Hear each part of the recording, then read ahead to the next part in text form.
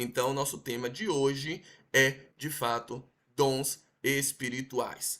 Então, a gente começa essa live já abordando, e eu quero dizer para vocês que o objetivo é todas as sextas-feiras, 12 e 12, termos esse encontro marcado aqui para chamar de Fome da Palavra, um tempo semanal aqui para a gente crescer em entendimento bíblico, profundidade espiritual, intimidade com Deus.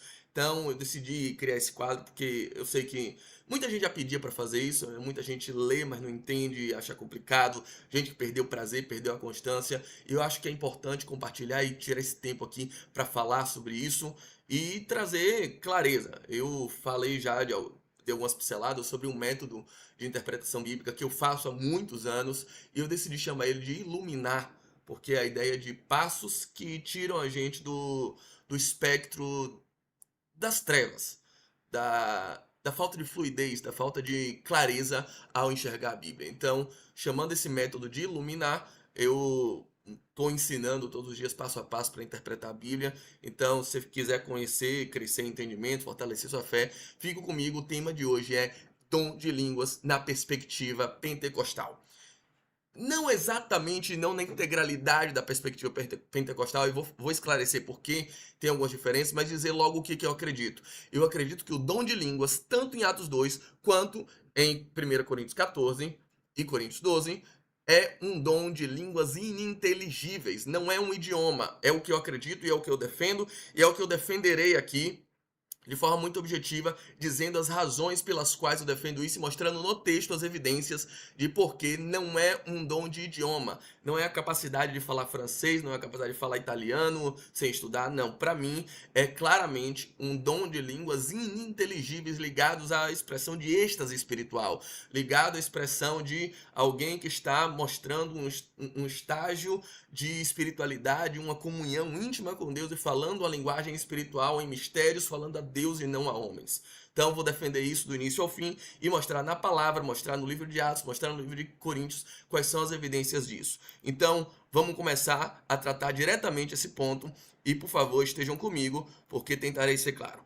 A primeira coisa que a gente precisa verificar é entender qual o pano de fundo, e agora eu falo em Atos 2. Se você tiver uma Bíblia aí, abra no livro de Atos, capítulo 2, que é exatamente o momento da descida do Espírito Santo, o momento que se cumpre o dia do Pentecostes e que os discípulos estão reunidos e são visitados pelo poder e começa a primeira manifestação, primeira vez na Bíblia, onde a gente vê essa manifestação de o dom de línguas. Variedade de línguas, pessoas falando em outras línguas. É a primeira vez em Atos capítulo 2, o dia de Pentecostes. Então, esse contexto aqui, a gente precisa analisar o que estava acontecendo e por que certas expressões são usadas. E a primeira expressão que eu destaco é a expressão línguas de fogo. A gente vê lá em Atos 2, ele dizendo que foram vistas línguas de fogo sendo repartidas entre eles. Se tiver a Bíblia aberta, por favor, veja que você vai encontrar diretamente várias vezes a expressão ver línguas como que de fogo. Aparece primeiro no verso 3, tá? De novo, a gente vai ver isso aí, essa repetição, ele mostrando que essa era uma evidência. Línguas como que de fogo. Línguas com aparência de fogo neles. E eu fico pensando, é difícil imaginar essa cena. Como é essa língua de fogo? É uma língua física pegando fogo? Estava onde essa língua?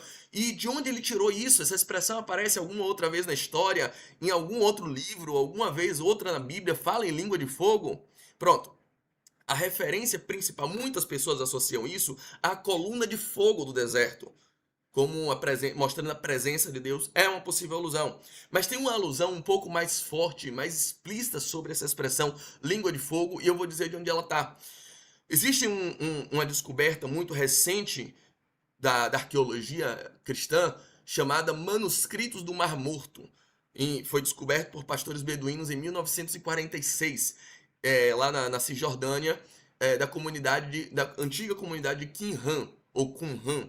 Então, esses manuscritos tinham muito conteúdo, muitos livros, algumas cópias, por exemplo, da Bíblia hebraica, escrita lá, de uma comunidade que utilizava todo esse material, e alguns livros apócrifos, que eram livros básicos da cultura que mostravam o que aquela população daquele século I acreditava. No que eles acreditavam? O que era a cultura da época? Então, esses manuscritos do Mar Morto nos ajudam a ler a Bíblia, porque nos ajudam a entender a cultura da época.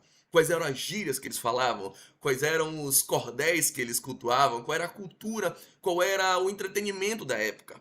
Então, muitas coisas que eles acreditavam é o que a gente forma um espectro chamado de judaísmo do segundo templo, tá? Que é boa parte que é a cultura do judaísmo naquele momento. O que se pensava, tá bom? E lá naquela coleção de manuscritos, a gente tem um livro muito interessante, que é uma pseudoepígrafe, que é o livro de Enoque. Enoque é um personagem muito misterioso do Velho Testamento, ascendeu ao céu sem morrer. Não foi ele que escreveu esse livro, assim, isso é unânime na academia, mas é um livro que era muito relevante para eles, era muito lido entre eles, é um livro, inclusive, aparentemente citado na carta de Judas, tá bom?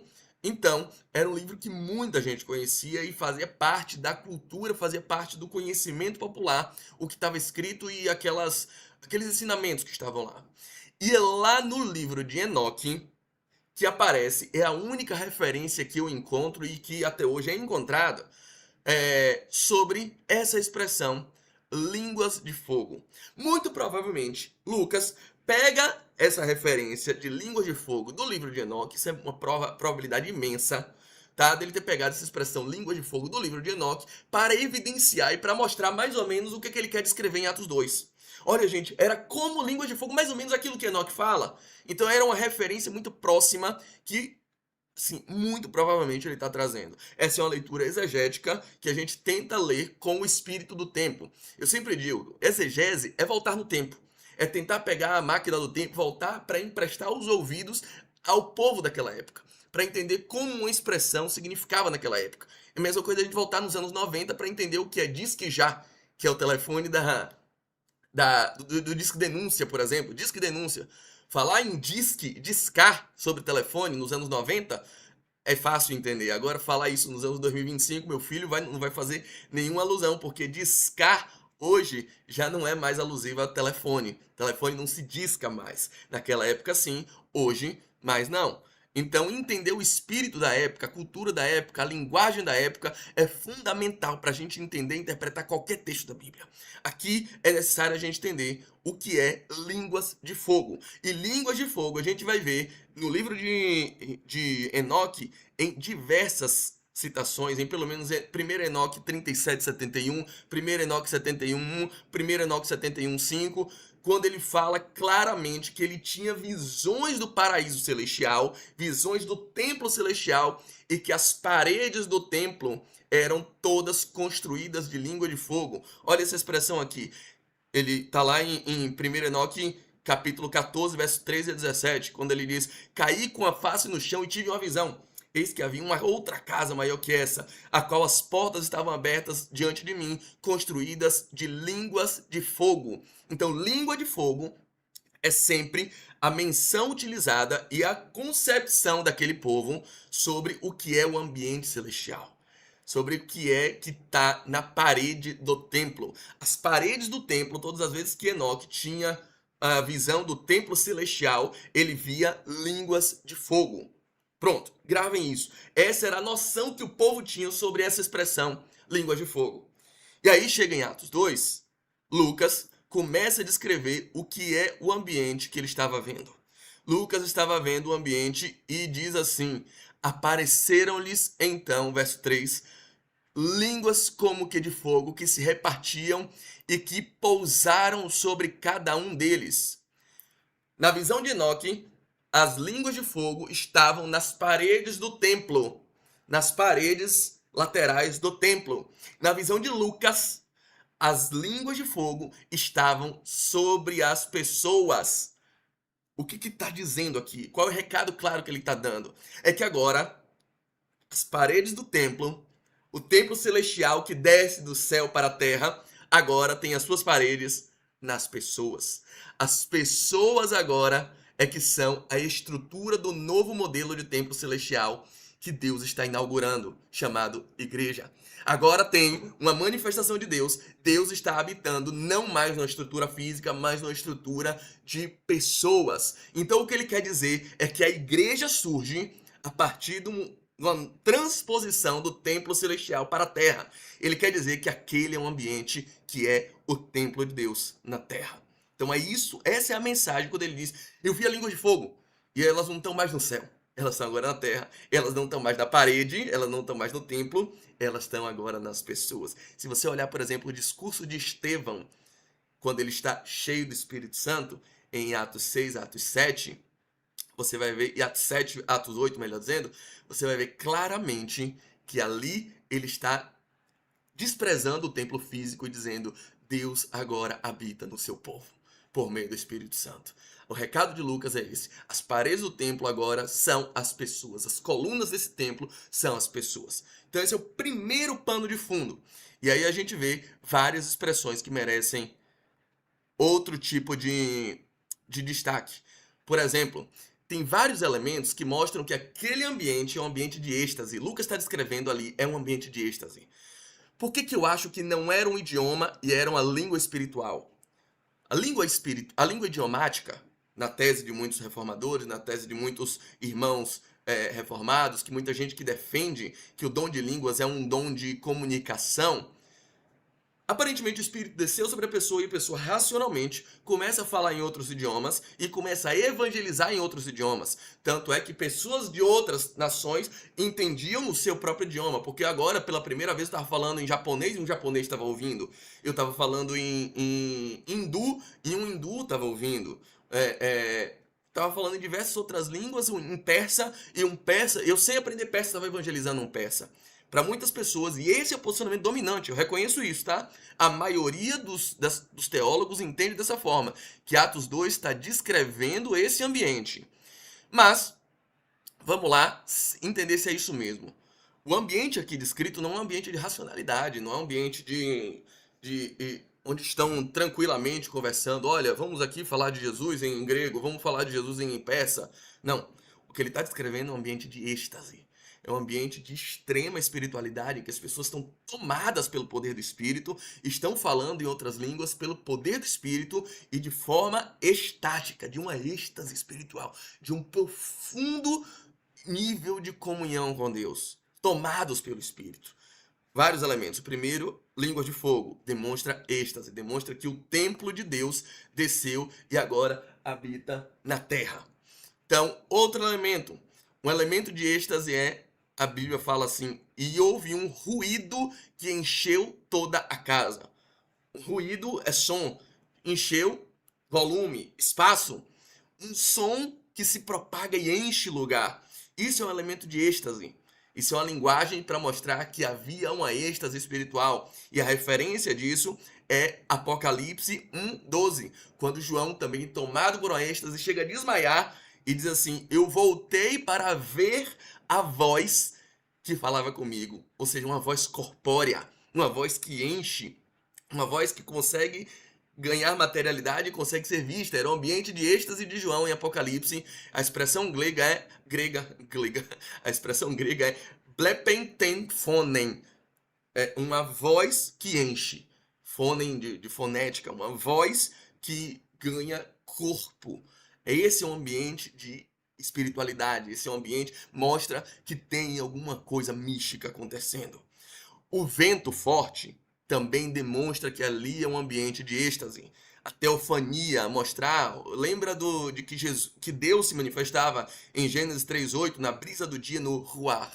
Vento, espírito, a mesma palavra no hebraico, a mesma palavra no hebraico, ruar, mostrava vento, brisa, mas também mostrava espírito. No grego, pneuma, também falava do Espírito Santo. A doutrina que estuda o Espírito Santo é pneumatologia, mas ao mesmo tempo fala de vento. Tanto é que quando você está com dificuldade de respiração, você vai num pneumatologista. Então, é a mesma expressão. O vento ali mostra a presença do Espírito Santo de forma muito espiritual, muito de uma comunhão profunda e de muita mística, tá bom? São elementos claros que demonstram a presença de algo místico, de um ambiente que está acontecendo algo sobrenatural.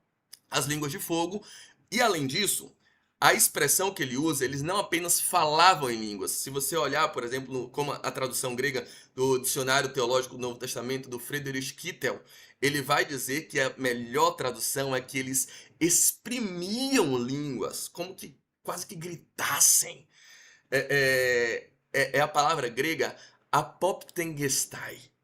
É como se eles exprimissem de forma brados, eram brados de língua estranha, de línguas desconhecidas, eram brados de línguas espirituais. Não era apenas uma pessoa falando cordialmente a paz do Senhor em grego, não era apenas uma pessoa cumprimentando a outra em inglês. Vamos, você tem um minuto para ouvir a palavra de Deus? Não era apenas isso. Eram brados de uma língua espiritual. Eram brados de exprimir aquelas línguas. Era isso que o texto está mostrando. E aí vamos lá. Olhem a dinâmica da escrita do texto. Porque muitos defendem que naquele momento eles começaram a falar em idiomas.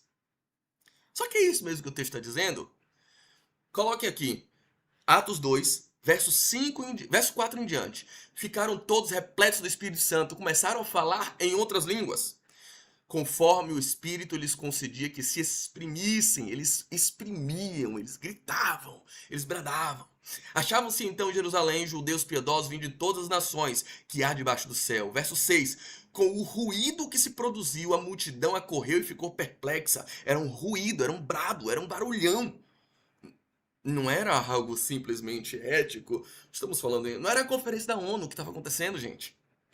E aí, a multidão ficou perplexa com o ruído, pois cada qual os ouvia falar em seu próprio idioma. Veja, há uma ênfase muito grande no ouvir.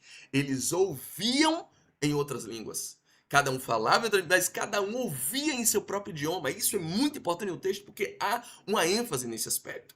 Estupefatos e surpresos diziam: não são acaso os galileus todos esses falando? Como é, pois, que os ouvimos falar? Cada um de nós no próprio idioma em que nascemos. E aqui eu faço uma parte. Queridos, vamos lá. Imaginem que tem 120 pessoas falando em português, bradando, gritando, exprimindo línguas, todos em português, na mesma língua. 120 pessoas. Imagine que as outras pessoas que estão assistindo, todas falam português. 120 pessoas falando ao mesmo tempo. Você conseguiria entender? Cada um conseguiria entender na sua própria língua, em português, todo mundo fala em português, você conseguiria entender? Imagina uma igreja inteira, 120 pessoas reunidas e bradando e falando dessa forma efusiva em português, trazendo mensagens, glorificando a Deus. E a mensagem era de glorificação a Deus e não de evangelismo. Lembrando aqui, todas essas pessoas, quem está de fora conseguiria entender? 120 pessoas falando ao mesmo tempo? Agora imagine 120 pessoas falando cada um um idioma diferente. 120 pessoas falando diversos idiomas. Daria realmente para entender? O milagre aqui não é o que o povo estava falando naquele momento. O milagre maior, nesse sentido, dos que estavam de fora, era o que eles entendiam. Era um milagre auditivo que estava acontecendo, tanto é que o texto enfatiza.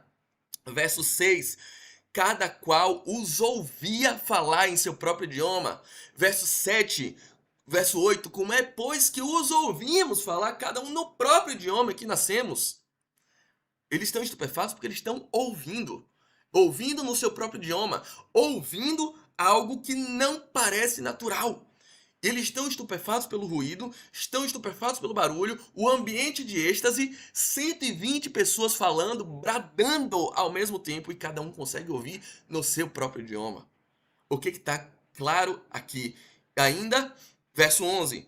Tanto judeus como prosélitos, cretenses e árabes, nós os ouvimos apregoar. De novo, apregoar, eles não estão evangelizando, eles estão apregoando, estão bradando coisas sobre as maravilhas de Deus. Nós os ouvimos apregoar. A ênfase não é eles estão falando em nossa língua. A ênfase é eu estou ouvindo da minha língua. E uma língua que ele está falando, 120 ao mesmo tempo, absolutamente distinto, difícil de se compreender em qualquer ambiente. Mas ali, naquele momento, era uma maravilha. Todos estavam ouvindo. E a ênfase do texto, por 3 vezes ele repete. Verso 6, verso 8, verso 11. Nós os ouvimos apregoar em nossas próprias línguas as maravilhas de Deus. Estavam todos estupefatos, atônitos, perguntavam uns aos outros: o que vem a ser isso? Gente, e aí vem o outro porém. Numa conferência da ONU, quem já assistiu? Na COP30, pronto. Cada um pede para falar um pouco. Um fala em francês, outro fala em inglês, outro fala em alemão, outro fala em italiano, outro fala em português, outro fala em espanhol. Alguém acha que aquilo parece um grupo de bêbados? Que aquilo parece loucura? Que aquilo parece um monte de gente tudo doida? Parece para alguém aquilo ali?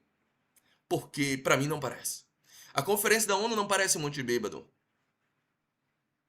Vão dizer as más línguas, exceto quando o presidente do Brasil vai. Mas não sou eu que estou dizendo isso. São as más línguas, eu não sou as más línguas. Mas pode ter quem fale isso. Então, quando algum representante do Brasil vai, parece que tem gente bêbada. Mas, fora isso, não parece uma conferência onde estão as pessoas dominadas pelo vinho. Não. O que parece um monte de bêbado falando? Para quem não entende, porque, verso 13... Outros, porém, zombavam e diziam: estão cheios de vinho doce, ou seja, estão bêbados. Qual é o ambiente que a gente olha e vê? Poxa, a galera aí tá meio... parece um monte de bêbado. Gente, uma vigília pentecostal. É o lugar onde a gente olha e se a gente vai julgar de forma humana, de forma até preconceituosa, a gente olha e diz: pô, isso aí parece um monte de bêbado. Olha que doideira. Olha como eles estão falando. Olha a língua que eles estão falando. É ininteligível. Ninguém entende isso aqui. Era o julgamento que estava sendo feito naquele dia. Porque hoje a gente... esses labachura, essas coisas aí que as pessoas... Essa língua parece um monte de maluco. Gente, a mesma coisa foi dita em Atos 2. Rigorosamente estão... Outros, porém, zombavam e diziam: estão cheios de vinho doce. Por que diriam isso de pessoas que estivessem falando efetivamente idiomas conhecidos? Por que diriam que pessoas que estão falando inglês, em persa, em egípcio, em grego, por que essas pessoas estariam cheias de... Ao contrário, diriam: poxa, são intelectuais.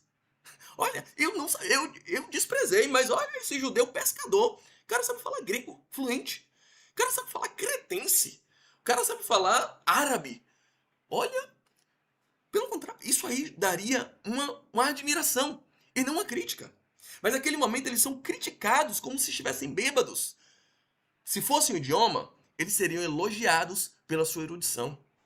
Mas não foi o que aconteceu naquele momento. Eles são criticados e aquilo denota mais uma vez que eles estão num ambiente de êxtase e falando uma língua não conhecida. Uma língua ininteligível. Essa é uma evidência muito grande que o texto traz. E aí a gente vai para alguns outros elementos. Como foram as outras manifestações do dom de línguas no livro de Atos? Porque o argumento de que o dom de línguas é um idioma é o seguinte: naquele momento o evangelho estava sendo espalhado para todas as nações e era necessário que os discípulos fossem habilitados e capacitados para falar a língua de outras nações. Então o que se espera é que o dom de línguas seja uma habilitação para o evangelismo, certo? A defesa coerente desse tipo de argumentação é: eles receberam o dom de línguas para evangelizar em outras línguas, certo? A grande questão é que nenhuma vez em toda a Bíblia, nem zero vezes, eles aparecem evangelizando em línguas. Eles manifestam o dom de línguas em um ambiente de evangelização, nenhuma vez. Todas as vezes que o dom de línguas aparece na Bíblia inteira, te desafio, todas as passagens, todas, em que o dom de línguas aparece, é sempre num contexto de culto, de comunhão, de adoração e de êxtase espiritual. Todas as vezes. Vamos lá. O dom de línguas aparece mais 2 outras vezes no livro de Atos. Atos 10, verso 23 e 24. Atos 10, 23 e 24. Se tiver dúvida, pega a sua Bíblia aí. Pedro, então, convida-os a entrar, hospedou-os. No dia seguinte, Pedro se aprontou e foi com eles. Também alguns dos que moravam em Jope foram com ele. No dia seguinte, Pedro chegou a Cesareia. Cornélio estava esperando por eles, tendo reunido seus parentes e os amigos mais íntimos. Estavam ali, parentes e amigos mais íntimos.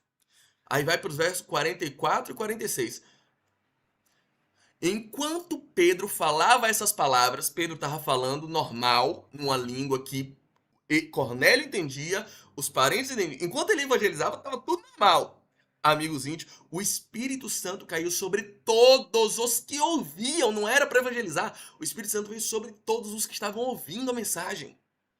E os fiéis que eram da circuncisão, que tinham vindo com Pedro, admiraram-se, porque também sobre os gentios foi derramado o dom do Espírito, pois eles os ouviam falando em línguas e engrandecendo a Deus.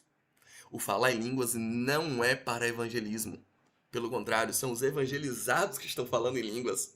São os evangelizados que estão mostrando esse dom para engrandecer a Deus. Eles falavam em línguas e engrandeciam a Deus. Eles mostravam esse dom em uma forma de êxtase, em uma forma de espiritualidade e comunhão profunda, e não como um aparato para evangelismo.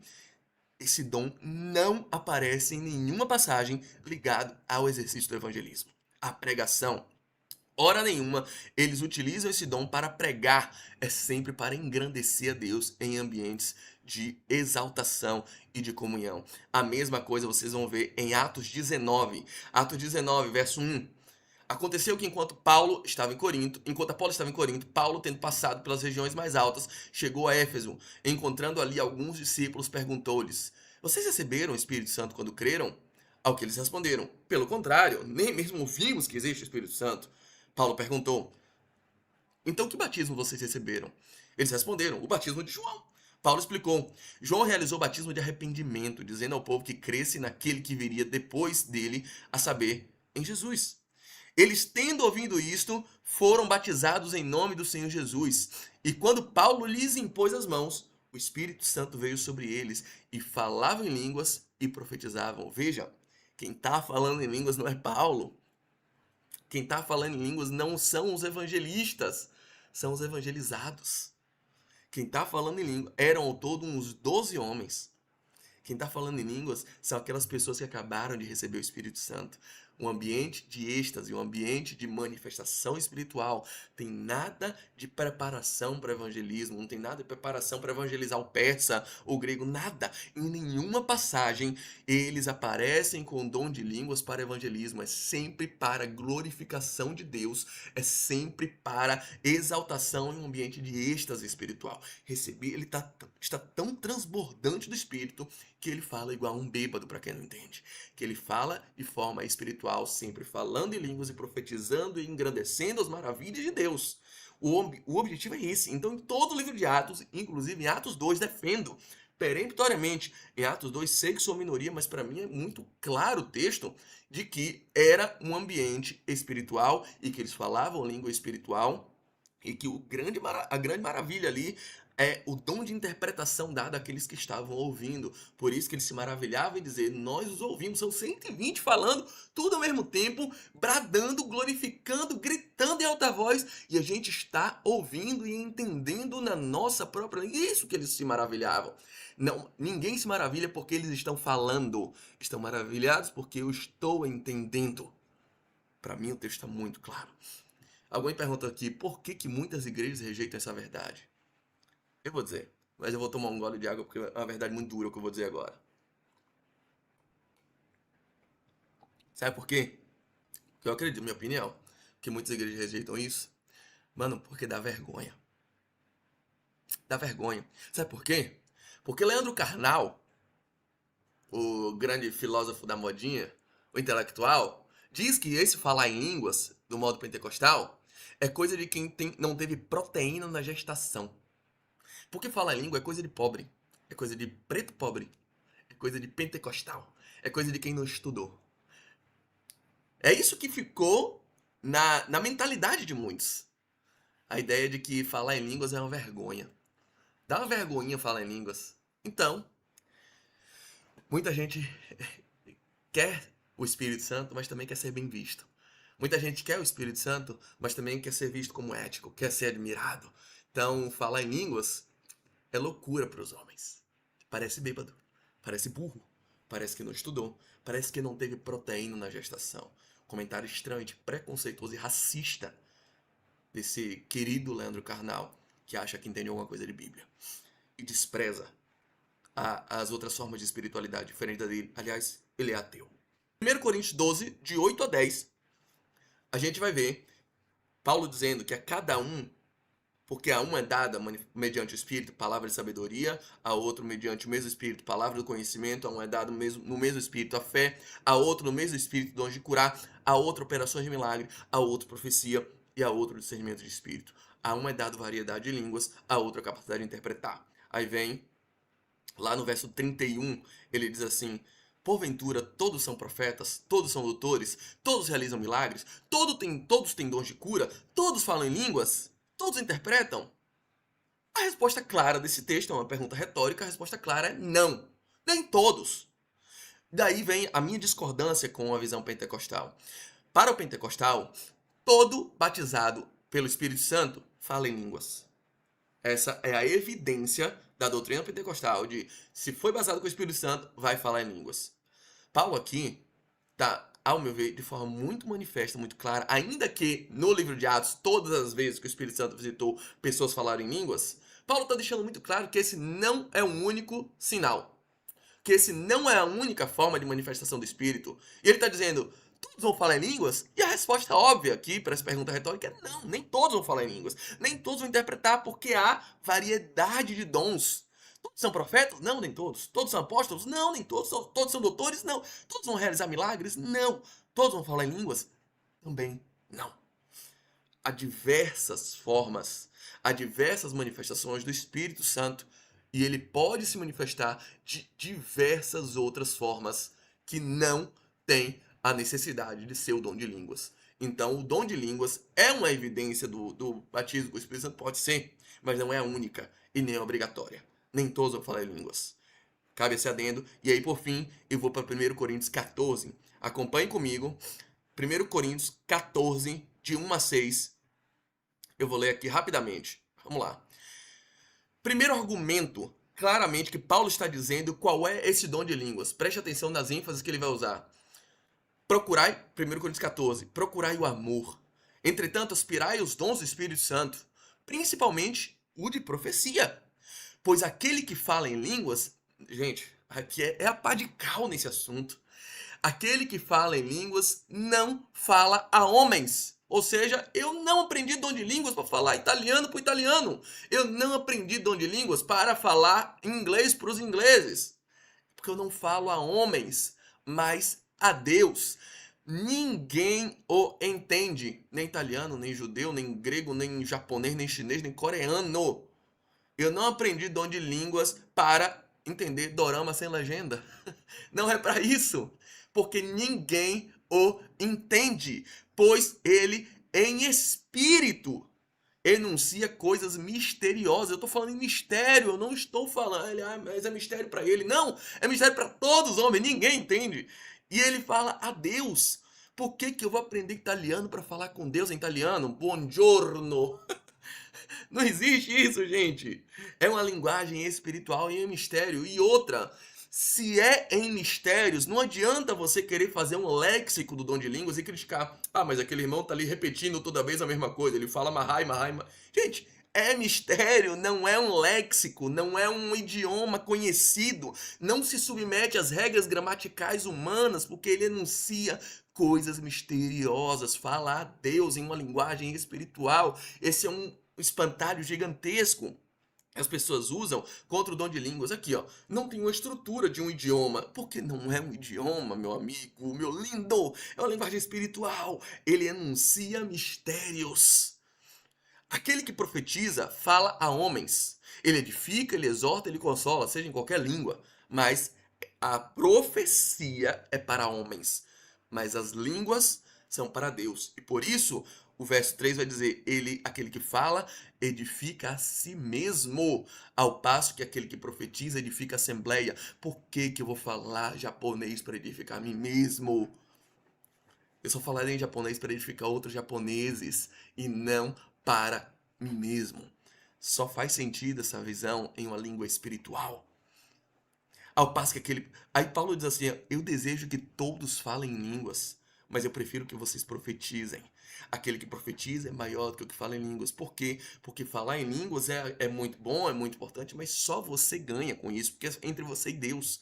Mas o dom de profecia exorta, edifica a todos. Paulo está falando bem claramente, eu quero que vocês falem, não é proibido, não falem, mas falem entre você e Deus. E aí o grande problema também de muitas liturgias que eu vejo é o hábito de todos estarem disputando falar em língua um mais alto que o outro. O dom de línguas é para ser falado entre você e Deus. Ele só é para ser audível, ele só para ganhar repercussão adicionante quando tem um intérprete. E aí é intérprete, não é um tradutor. É um intérprete, ele desvenda o mistério, ele profetiza. Tanto é que esse dom é associado à profecia. É aquele que profetiza desvendando o mistério que tem ali no que você está falando. Mas é um mistério, não é capturado por um tradutor humano. Veja, se fosse assim, se precisasse de um tradutor, eu não precisava do Espírito Santo. Tanto é que a interpretação de línguas é um dom espiritual. Se é um dom espiritual, eu não precisaria se um dom espiritual. Basta ser alguém que sabe falar aquela língua. Pode ser até ateu, pode ser um bandista, pode ser candomblessista. Se ele sabe falar inglês, pronto, ele interpreta. Não precisa do Espírito Santo para traduzir, mas precisa do Espírito Santo para interpretar o mistério. Então, continuando aqui, a palavra mistério é mysterion em grego, que é algo escondido, secreto, é misterioso. Verso 9. Assim também vós, se vossa linguagem não se exprimem em palavras inteligíveis, como se há de compreender o que dizeis? Estareis falando ao vento. Paulo está dizendo que a linguagem que você está falando em línguas é uma linguagem não inteligível. Gente, é não inteligível. Não tente aplicar inteligência a ela. Ela é ininteligível. Paulo, o argumento dele em verso 9 está claro. Então, qual é a solução, já que você está falando ao vento quando você fala em línguas? A solução é parar de falar em línguas? Não. Verso 13 ele dá a solução. É por isso que aquele que fala em línguas deve orar para interpretá-las. Não traduzir. Traduzir você não traduz orando. Traduzir você traduz no FISC, no CCAA, num curso. Você vai imergir naquela cultura para você aprender a falar o idioma. Mas quando você ora para interpretar, você está falando de uma linguagem espiritual. A oração não é inteligível. Paulo diz no verso 14 agora, se eu oro em línguas, o meu espírito está em oração. Gente, é uma oração feita pelo espírito, mas a minha inteligência não colhe fruto. É uma oração que não é pela inteligência, é uma linguagem espiritual de comunhão, às vezes de gemido inexprimível diante de Deus. Falar nas assembleias, aí Paulo fala, verso 18 e 19. Eu falo mais em língua do que todos vocês. Mas numa assembleia, eu prefiro dizer 5 palavras com minha inteligência. Qual o melhor ambiente para você falar em línguas? No seu quarto, no seu silêncio. O melhor ambiente para você falar em línguas não é no meio da congregação. Pegar o microfone e sair dando a rajada de língua estranha. Biblicamente, Paulo defende que esse não é a melhor forma. E aí, Paulo vai dizer, nos versos 22 a 24, que esse é um problema que escandaliza por causa da crença e não por causa da nacionalidade. Não é o problema que você está falando japonês e não tem japonês aqui. Paulo está dizendo o seguinte, por conseguinte, as línguas são um sinal não para os que creem, mas para os que não creem. Eles vão ficar escandalizados, eles podem dizer que estão loucos, como está no verso 23, porque eles não creem, não é porque eles são de outra nação, não é porque ele é inglês, não é porque ele é americano, não é porque ele é italiano, é porque ele não crê. Então, o dom de línguas, ele escandaliza por conta de uma questão de fé e não por uma questão de nacionalidade, ou seja, não é idioma, é uma língua misteriosa. E aí, verso 26 a 29, ele vai falar assim, ó, o que a gente pode fazer então?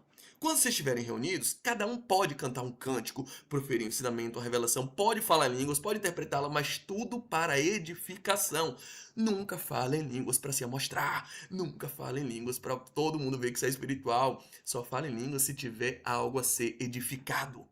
Se há quem fale em línguas, fale 2, no máximo 3, um após o outro, e que alguém as interprete. Se não há intérprete, cale-se o irmão na assembleia ou fale consigo mesmo e com Deus. Falar em línguas tem que ser baixinho. Falar em línguas tem que ser com discrição. Falar em línguas tem que ser de forma ordenada para não atrapalhar o culto na assembleia. É importante isso. Quanto aos profetas, 2 ou 3 tomem a palavra e os outros julguem. O dom ele tem que ser julgado pela Assembleia. O dom é coletivo, ele é para edificação. Aí todo mundo fala assim, não, mas Paulo estava falando ali, criticando eles. Paulo estava dizendo que o dom de línguas que eles falam é um dom todo errado, estava criticando, veja. Então você só fala com Deus então, não fala com ninguém. Se fosse isso, Paulo diria expressamente, para com essa palhaçada, para com esse circo, para de falar em línguas aí porque está atrapalhando tudo. Mas não, sabe o que Paulo fala? Paulo encerra dizendo, no verso 39, por conseguinte, irmãos, aspirai o dom de profecia e não impeça que ninguém fale em línguas. Não proíba o dom de línguas. Então, Paulo está claramente dizendo, não é para impedir. Se Paulo estivesse criticando ali, muitas pessoas fazem essa construção. Não, Paulo está dizendo ali, ó, você fala consigo mesmo com Deus, você fala mistério. Seria uma crítica dele, dizendo que ninguém está entendendo. Não, Paulo está dizendo como é o dom. E a forma correta de falar o dom, e dizendo, não pode proibir. Não pode proibir. A última coisa que eu quero falar para vocês, para encerrar, é correto chamar isso de língua dos anjos? Penso que não. Não acho que o dom de línguas é a língua dos anjos. Até porque todas as vezes que a gente vê manifestação de anjos na Bíblia, os anjos estão falando na língua da pessoa que está recebendo a mensagem. A gente nunca vê anjos falando em línguas estranhas. Quando Paulo fala em 1 Coríntios capítulo 13, verso 1, ele diz assim, ainda que eu falasse línguas, as dos homens e as dos anjos, se eu não tivesse amor, eu seria como bronze que retine ou como metal que soa. Ele não está dizendo que ele está falando uma diferença de línguas estranhas para línguas inteligíveis, não. Ele está usando uma hipérbole. Ele está dizendo, eu poderia falar até língua de ET. Ele poderia falar todas as línguas, mas ele está criticando os coríntios porque se julgavam mais espirituais, porque tinha abundância de dons, porque falavam em línguas, mas eles não conseguiam amar. Eles eram individualistas, egoístas e disputavam até na hora de falar em línguas. Então, Paulo está dizendo, não adianta.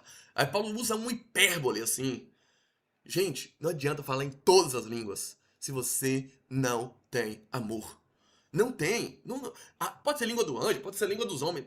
Tanto é que Paulo diz, ainda que eu falasse a língua dos homens. Paulo fala a língua dos homens. Então ele está usando uma hipérbole. Ele não está dizendo que o dom de línguas é dom de língua dos anjos. Línguas estranhas ou línguas, variedade de línguas, dom de línguas, é uma coisa.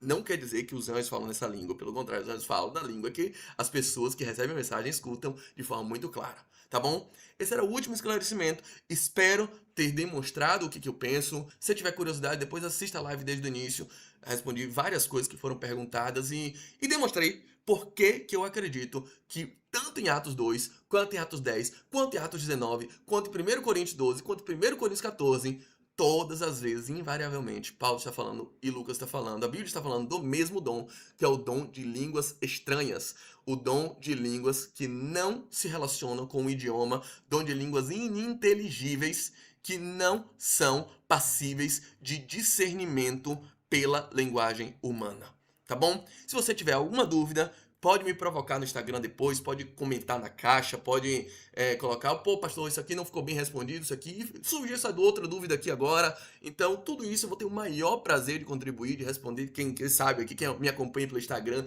sabe que eu respondo as perguntas, coloco lá nos meus posts, gosto de debater, desde que com respeito. Então, o tempo todo a gente tá falando sobre isso. Então, eu, assim, me despeço, digo que sexta-feira que vem, de novo, às 12h12, estarei aqui com outro tema bem escabroso pra gente conversar e espero ter a companhia de vocês mais uma vez. Obrigado por terem ficado e um beijo pra vocês.